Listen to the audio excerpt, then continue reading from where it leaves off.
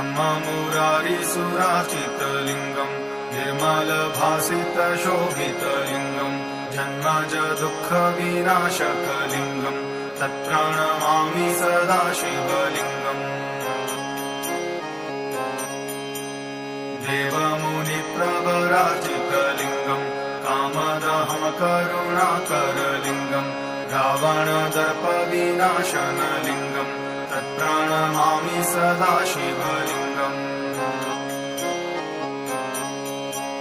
सर्वसुगन्धिसुलेपितलिङ्गम् बुद्धिविवर्धनकारणलिङ्गम् सिद्धसुरासुरवन्दितलिङ्गम् तत्प्रणमामि सदा शिवलिङ्गम्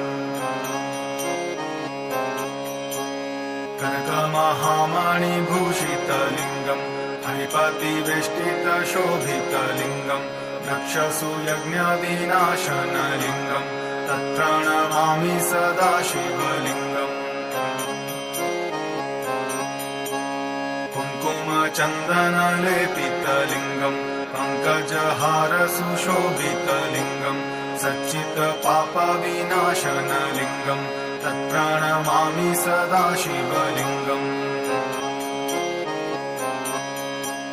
देवगणार्चितसेवितलिङ्गम् भावैर्भक्तिभिरेव च लिङ्गम् दिनकरकोटिप्रभाकरलिङ्गम् तत्प्रणमामि सदा शिवलिङ्गम्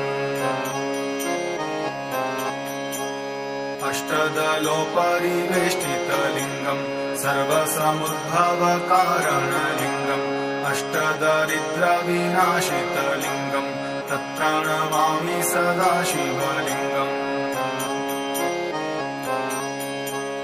सुरगुरुसुरवरपूजितलिङ्गम् सुरवनपुष्पसदार्चितलिङ्गम् परात्परम परमात्मकलिङ्गम् तत्प्रणमामि सदा शिवलिङ्गम् लिङ्गाष्टकमिदम् पुण्यम् यः पठेत् शिवसन्निधौ शिवलोकमवाप्नोति शिवेन सह मोदते।